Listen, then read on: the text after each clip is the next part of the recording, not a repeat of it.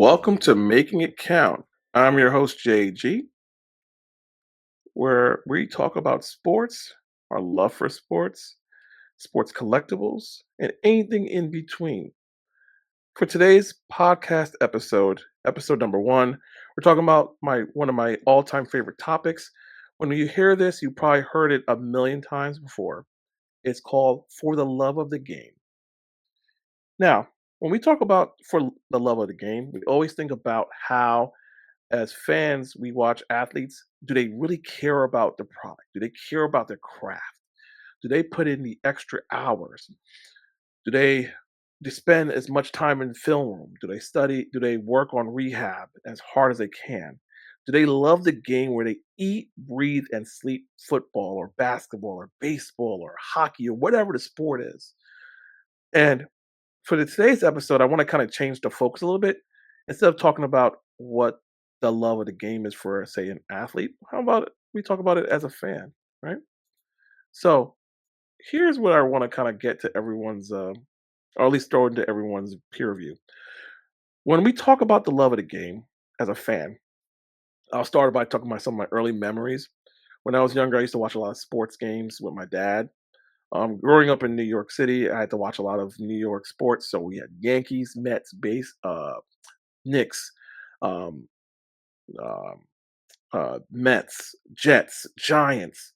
Sometimes even watch some of the New Jersey Nets games. Not one of my favorite teams at all. I still don't like the Nets to this day. But the point of the matter is, we grew up watching everything. And I grew up with some of the best sports memories, whether it's Jordan's flu game, right, when he hit that shot in Utah, right, or the Mark McGuire and Sammy Sosa battling out for home run supremacy, right, or when I used to watch Randy Moss, Terrell Owens, Jerry Rice, some of the best wide receivers in the NFL make ridiculous catches. And some of the best quarterbacks like Warren Moon, Steve Young, Joe Montana. I grew up watching Tom Brady, so I'll throw Tom Brady into that conversation as well. Won't be disrespectful, even though as a Giants fan, I always laugh at Tom Brady when it comes to thinking about Super Bowls. But the point I want to say is I grew up with some of the best memories and sports as itself what became a passion. It became a passion because of how sports made you feel. Now, I did not play professional sports, and that's irrelevant to the point of the podcast. But I did study sports in school. That's how much I love sports. I went and majored it in college, and I love the very essence of sports and what it does for us. Right? It brings us together. It makes us. Um, it gives us something to talk about. The other day, I went to a restaurant and I was wearing a Jalen Brunson shirt, and one of the wait staff members wanted to let me know how he felt about Jalen Brunson, calling him Jalen Flopson. Funny thing is, his team is Golden State, so I was like, "Well, you don't even have anything really to dislike Jalen Brunson about. He's not even in your, he plays in the Knicks. He doesn't play in your conference." But we were starting to talk, and it was friendly. It was a friendly conversation, but it shows you that how sports itself is just sometimes even a conversation starter. Sometimes it's something that's divisive, right? If again, I don't have this experience, but imagine you're in a house full of Ohio State fans and you come home and you're a Michigan fan. You might as well pack your bags and never come back home, right? The point is, sports is such a great tool. It helps us. It brings us together, right? When there's major events like the NFL draft or the NFL the Super Bowl, or when there's the NBA Finals, or when there is the World Series, right? Or even the Stanley Cup Finals, you see people get together in droves to line up near a TV, go to a bar, go to a friend's house, um, and it's like wings and sports. That's the thing, right? So sports is such a beautiful thing. But lately, I feel like when it comes to thinking about how we love the game, there's so many drawbacks, and there's so much conversation about how the sport and how certain aspects have changed the sport forever. So in today's podcast, I kind of want to talk about how we as a society view sports and how there's things we can do a little bit differently. So let's talk about the first thing that I want to, or I'll say the first con I want to say about how the love of the game has kind of shifted in the last couple of years, and that's through media partnerships and sponsorships, right? So let's talk about how sports betting and fantasy football has really changed how we love the game. I grew up playing fantasy football at a younger age, right? And I remember watching a show on FX called The League, which is one of my favorite all-time shows. It's funny, it's witty, it's smarty, it's raunchy, it's not suitable for all children. So I'll say if you've never watched it, don't put it in front of your kids. But what was interesting about The League is that it perfectly captures how we as a fan base act when it comes to fantasy football. And sometimes, as much as we love when Josh Allen throws 5 touchdown passes, completed 17 for 19 passes for 320 yards, and had a rushing touchdown to add to that. Sometimes we, as a fan base, gets a little too reared up or too focused on the numbers, and we forget that these athletes are performing. They're just like any job. If it's a doctor or a nurse, you want to perform well. But if you don't perform well, that doesn't mean you deserve criticism. And a lot of athletes in the last couple of years have came on podcasts, came out on social media, and discussed about how the pressures of fantasy football or fantasy sports have made them actually kind of dislike sometimes working because they feel like they're just a number, or they feel like people are just looking at them as a statistic and not necessarily looking at them for just being human, right? We want everyone to respect and not treat an athlete just because they make a lot of money that they're supposed to just take any kind of verbal abuse or social abuse. In the last couple of years, you've seen that kind of spike up a lot, especially in NBA games, where some fans are so close to the court they can literally touch an athlete. And we've seen some instances where athletes been harassed, called names, done all these other type of things that really isn't, let's say, respectable, right? But I think it's because of the fact that people paid money, or people put money and associate money with athletes' ability to perform. We now believe that we have in our right to heckle or say things horribly, or go on social media and complain and criticize. And we got to really understand that these are people that's just trying to do the best. They're not going to always do the best. And again, they have different motivations, right? I mean, let's be honest. If we had all the same opportunities and we all could make the most money we can make, I don't care who you are.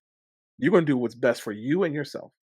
If that means you're going to go and do what Kevin Durant did a couple years ago and join the Golden State Warriors so you can learn and win a championship, or LeBron James did earlier in his career, you're going to do that, right? You might sacrifice some money, or you could be like some other athletes. And a lot of times people try to compare circumstances to justify why they believe an athlete's this and an athlete's that.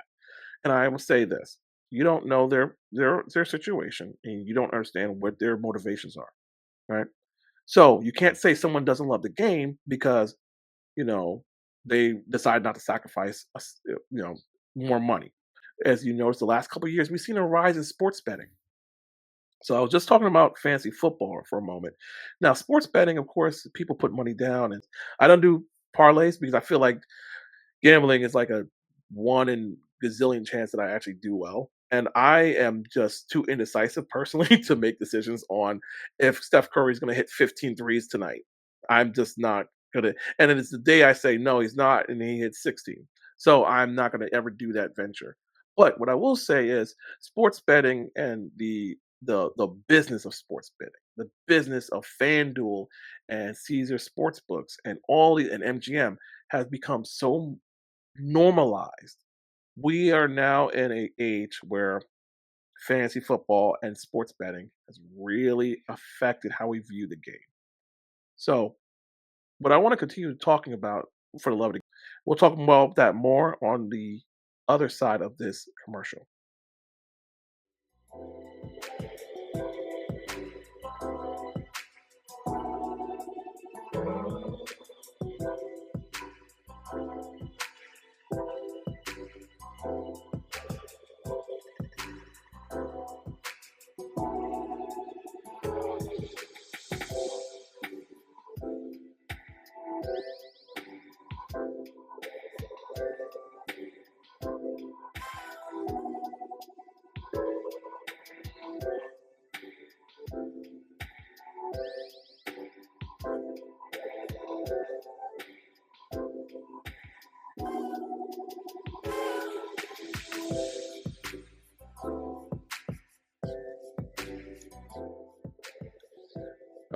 Welcome back. Welcome back. So, let's continue our conversation about the love of the game. And I want to kind of talk about how we really do love the game, but the product is becoming a little bit more complicated. Whether it's viewership numbers going down, political activism rising, or other areas, right, where players or the leagues are making decisions and rules that affect how the game is. So I grew up where the NFL was a hard hitting league, but I also grew up where the NFL didn't have NFL Sunday Ticket. So if you were only in your market, you could only watch your market games, or they would, have the game of the week. You know how Fox does the, NFL, the America's game of the week. And it'll be usually whoever teams they decided whether they were good or not. So why I'm bringing this up is because a couple years back, if you remember, a while back, the NFL debuted Thursday Night Football, but it was more towards the end of the game, end of the season. Right, they already did, like, Saturday games and some late Sunday games, but they did Thursday Night Football, and then they became a main staple with Amazon Prime. And the reason why I brought that up is because while viewership numbers were sometimes at the beginning very bad, they realized the NFL was such a money-making business that they themselves said, "Wow, let's make this thing a real thing." And a few years ago, for everybody remembers, the NFL extended the games from 16 to 17 games, right? They added the extra play-in team, or not playoff, the extra playoff team, right? And they realized, especially companies like NBC, when Peacock came out, they went and purchased their own playoff game, right? It was the Kansas City Chiefs against the Miami Dolphins. That was a -10-degree game where Dolphins look completely horrendous on offense because again, they're a warm weather team and they're playing in the cold. It was not Tua's, or I think Tua was out actually that game. It was Tyreek's. Maybe Tyreek's even returned back to Arrowhead and wasn't a good game. But the point is, team companies started seeing, hey, this is a good product. And now you saw companies bidding and trying to spend money. That's why a lot of these new contracts that are coming out are larger and larger, especially in the NBA, because now more media rights deals are being done. The NBA, I just think this for this year is now debuting NBC's coming back, right? They used to have the contract back in the 90s, with the dun dun dun na na na na na na na na. So now bringing that back, right? Amazon Prime is getting into the mix, right? ESPN still has their Wednesdays and Friday basketball games, but now you have, and ABC still has Saturday and Sunday games, but now you have every day of the week you have either Peacock, Amazon, NBC, ESPN, um, all at all times playing an NBA game. And I think somebody did an analysis and it said to watch every game, you would need to spend about $1,127 or something like that. Again, of course, that's a pretty penny. It's going to be challenging for a lot of people to catch every game, especially for their favorite team. Because if you don't have Peacock, you can't watch the game. So you might sign up for a Peacock membership. If you don't have Amazon Prime, I mean, most people I would assume have at least an Amazon Prime or someone they know with an Amazon Prime account. But it's going to be a challenge to watch every game from your favorite team because sometimes your local network may not be able to have that game because now they're going to be on Prime. When you now feel like your product's being taken away from you. Again, I grew up in the age where every Knicks game was on MSG, right? I can only speak to my experiences. And now you're saying that I have to watch it on Peacock, I have to watch it here, I have to watch it here, I have to watch it here. And fans get fed up because now you're making me do work. I'm spending additional money for a product that I was able to watch whenever I wanted to, as long as I knew what time they were on. Now I have to jump through hoops to watch them, right? You also have the other aspect about it too. I mean, let's be honest. The whole product itself suffers if you don't have a great overall experience. So let's see, let's go back to look at ESPN for a minute. Once they kind of let John Gruden went back to coaching. If you remember a couple years ago, John Gruden was on ESPN for about 7 to 10 years, I want to say, and he was the color commentator. He left to go back to coach the Raiders. This is before the whole debacle happened with the emails and everything like that. But ESPN had a kind of a rough patch trying to really figure out how to get their Monday Night Football back. They tried Joe Tessitore, they tried Booker McFarland. The point is, ESPN had a hard time keeping up viewership numbers because their overall overall presentation didn't feel as crisp as it could be. So of course, what they decided to do, they decided to poach Troy Aikman and Joe Buck from Fox. And if you remember a couple years ago before that, CBS had brought in an unproven Tony Romo, and they took over for Phil Simms because it was Jim Nance and Phil Simms, and they took over and they hit gold. Now, a lot of people can't stand listening to Tony Romo, which, but again, he's still one of the best color commentators out there. The point that I'm saying is that your product can be affected if your presentation is on point. See, things like Tom Brady got a crazy deal to join Fox, right? And you see all of how much money is being spent because they want their product to have high viewership numbers and have all this. Now, it affects you a little bit, right? If you're listening to somebody who isn't excitable or isn't really great.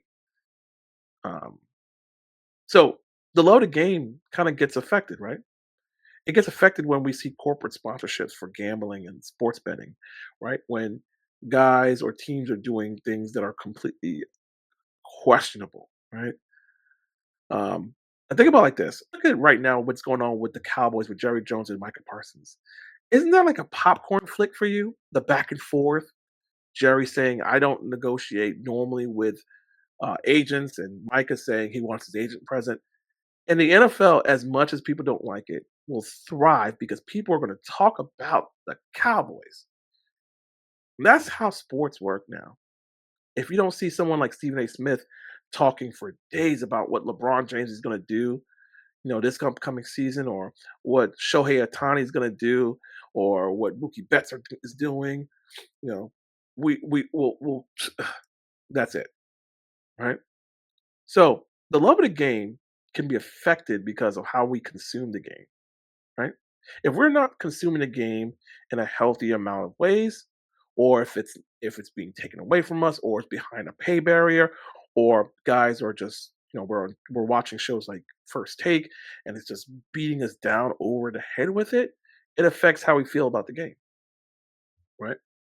I grew up where the debate has always been Jordan against LeBron. And I'll say this, Jordan and LeBron shouldn't even be a debate. One, they don't play the same position. It really would have been better if it's Jordan versus Kobe, but no one's going to talk about that. The other part about it too is there's always a group of people who are pro Jordan, pro LeBron, no matter what they did. LeBron went 4 for 10 in his career in the NBA Finals. How could you say you're the best NBA player of all time? And then the other group says, well, he scored the most points in NBA history. His longevity should be studied. It's scientifically proven that he's the best player in the NBA history. And the point is, love the sport for what it is. Or you hear the other people saying, back in the day, Jordan used to take elbows from anybody from the bad boys of Detroit. And LeBron cries when he gets flopped. And it's like, guys, it's sports. Just love it. Love the crazy quirkiness of sports. Love how an athlete can do something amazing one moment, like J.R. Smith hitting a nice 3-pointer in game one of the NBA Finals, and then having that see LeBron screaming at him like, pass the ball. You can love sports for all the good and all the bad. The next part I want to kind of talk about too with the love of the game is how we feel because of the information we have about the game. We have more information at our fingertips than we ever had growing up in the 90s and the early 2000s. And I'm not trying to share my age, but it just shows you that now when we have information more accessible, we have direct contact with athletes, right? Where we can follow them on social media, right? They have YouTube, some have YouTube pages. We can directly send direct DMs to them and comment on their videos and stories and whatever. And because now some things are a little bit more transparent. Like Arik Armstead, who was a defensive end for the San Francisco 49ers, a couple years ago posted a video of his game check.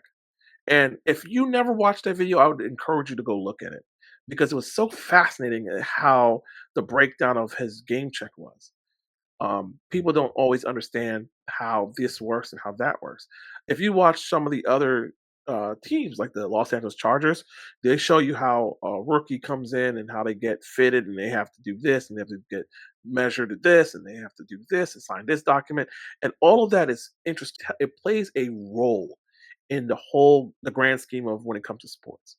So I'm gonna use last year's first round pick for the Los Angeles Chargers, Joe Alt. I think when he came in, he had to get his helmet measured. They had to look at his circumference of his head, make sure they got the right visor, and the equipment manager. In this video was again, I'm a little bit more of a nerd here, but the equipment manager was talking about all the little intricacies, right? Making sure it fits well, make sure he has good room to support. They got his knee pads, asked him what kind of style does he like this, and then they showed him doing practice, and they were showing all the little things that they were going through. And I think the Dallas Cowboys actually had one too, where they showed like game day prep and all that. And you got to look at how beautiful and how much work and how much love is put in the game. Whether you're an athlete, right, or you're an equipment manager who right now is trying to figure out how to fix a helmet that got some turf in there or got maybe a crack, and they have so many replacements, or how the production of the NFL programming from the TV side, right, where the in-stadium entertainment, right, or just everything from the merchandising and all that. The sport itself is a booming business. But again, it shows you how sports itself is such a business, and how it generates so much news and conversation. So yes, sometimes it's off-putting for some people when they hear about guys sitting out because they want new contract extensions after they signed a contract last year. I think that happened with Cameron Hayward for the Pittsburgh Steelers last year. I think it was either him or someone else, but they got a contract, and a year or two after that contract, they want to renegotiate. But this is not one of those conversations where I want to spend too much time on, because the real important aspect of the loaded game is, what does it do for us as fans? The love of the game really helps us or brings us together. Whether we're sitting down together, or we go and we walk, and we're walking downtown and we're wearing our favorite player's jersey and someone screams, "Hey, nice jersey." Or when we are, at a restaurant and we see a game on and we're cheering for our team, and then somebody from the opposing team, "Hey, no, that guy's bad." And, the point is, sports brings us together. It teaches us teamwork, sportsmanship. It teaches us a lot of valuable things, and that's why a lot of times we see our younger kids are put in pop football and AA basketball, right? We want them to learn some of these vital skills, how to be good when it comes to when to deal with adversity, right? How to work hard, right? How to perfect your craft. Sports itself is a lot of lessons. It shows perseverance, determination, and a willfulness. It shows someone putting themselves out there to make things better for their team. It shows people's selfish nature, right? Where someone might do something selfishly because they want to be the star, or someone who you didn't expect to do anything at all comes and rises to the occasion. It shows when someone is overhyped, let's say a five-star kid who goes to a big name school and doesn't do anything, or see a two-star quarterback like a Josh Allen who performs at Wyoming and now is one of the best NFL players in the whole entire NFL. It shows you that without sports, we as a society would probably have a lot of free time. But I will say this from a sports fan's perspective, I don't think we can ever live without sports. Now, I'm not saying that sports is the most important thing in life. We have obviously a lot to be thankful for, but sports itself is such a beautiful thing. Right? Whether it's major things like a Super Bowl, and you get everybody together to watch sports, to talk about the latest commercials, the funniest commercials, the best new trailers. But you're really watching to make sure you see that last 2 minutes of the game and see the excitement it generates, the nervousness that you feel in your fingertips as your team is taking a fourth and two, trying to get a first down to keep the game alive. Right? Or you see some of the best athletes performing during a clutch three-pointer to force overtime, or someone hits a goal, right, send it to the extra period, or when the match is nil-nil and it's in the 90th minute with an extra 2 minutes left, and someone kicks and hits a goal right before the time expires. Or when you have a baseball and it's bottom of the ninth, 2 outs, man on second, pitcher has been mowing down, the closer has been mowing down the other two people, but he came in to kind of get this last out, and you have your best batter out there. It's a 3-2 count, and he's been fouling off pitches, fouling off pitches, fouling off pitches. That is what sports do. Sports gives you a general sense of excitement, frustration, love, anger, wholesomeness. And sometimes it reminds you that things could get better and things will get better. So I want to close by saying, let's just love the game for what it is. All the nuances, all the bad, all the good. Because without it, we wouldn't have what we have today. I'm your host, JG. Thank you for listening. Have a good day.